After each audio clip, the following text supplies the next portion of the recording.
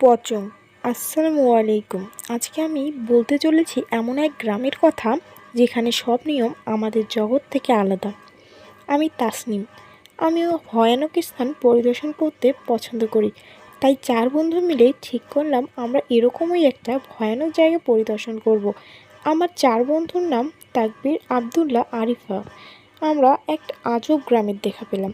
অর্থাৎ তাকবীর আমাদের সেই আজব গ্রামের সম্পর্কে বলেছিল। আজ সেই গ্রামে আমাদের যাওয়ার কথা, তাই সকালে বেরিয়ে গেলাম বাড়ি থেকে। 4 বন্ধু হাসি আনন্দ করতে করতে যাচ্ছি। রাস্তায় আমাদের গাড়ি ছাড়া আর কোনো গাড়ি নেই।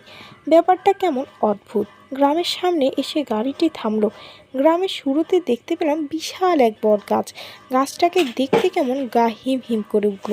হিম হিম করারই কথা, কারণ গাছে অনেকগুলো কফিন ঝোলাচ্ছে। ব্যাপারটা ভালোভাবে বোঝার জন্য সেই গ্রামের প্রধানের চাকরকে জিজ্ঞাসা করলাম।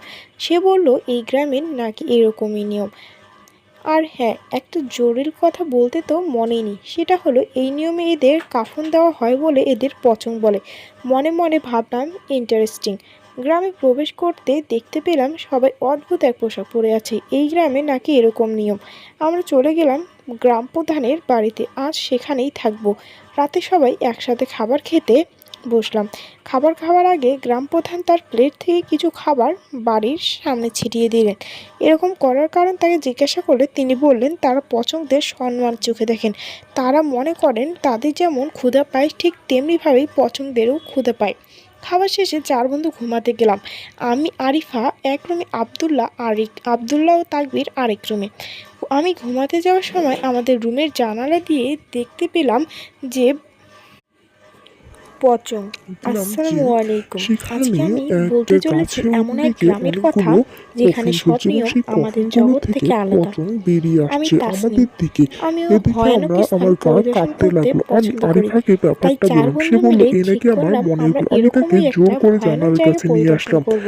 ব্যাপারটা আমার তাকে 4 দেখাবো বন্ধুর বলে, নাম কিন্তু তাকবীর, জানালার কাছে এসে আব্দুল্লাহ, যা আরিফা। দেখলাম তার জন্য আমরা আমরা একটা মোটেই আজব প্রস্তুত গ্রামের ছিলাম না। দেখা পেলাম। এক পচন অর্থাৎ আরেক তাকবীর আমাদের পচনের সেই আজব শরীর থেকে গ্রামের মাংস সম্পর্কে ছিঁড়ে ছিঁড়ে খাচ্ছে আর বলেছিল।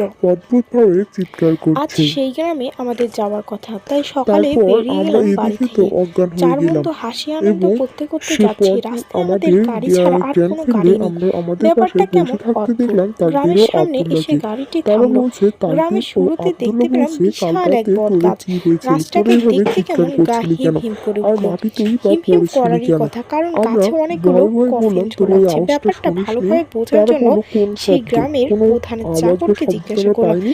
সে ওরা বলল এই আমাদের এই গ্রামের নাকি কথাবার্তা ও এরকমই অবস্থা নিয়ম। দেখে হাসলো আমরা আর হ্যাঁ, আর একটা বললো জরুরি তোরা কথা বলতে তো মনেই নেই, সেটা হলো এই নিয়মে আর এদের তোরা কাফন দেওয়া আসছিস হয় বলে এদের ভয়ানক পচন জায়গায় বলে। পরিদর্শন মনে করতে? মনে ভাবলাম এইসব কথা ইন্টারেস্টিং। শুনে আমি একটু গ্রামে লজ্জা বোধ প্রবেশ করলাম। করতে দেখতে বন্ধুরা, পেলাম এর সবাই পরের অদ্ভুত পার্ট এক পেতে পোশাক যদি পরে তোমরা আছে। চাও এই তাহলে গ্রামে নাকি অবশ্যই এরকম আমাকে নিয়ম। কমেন্টে আমরা জানাও। চলে গেলাম আল্লাহ হাফেজ। গ্রাম প্রধানের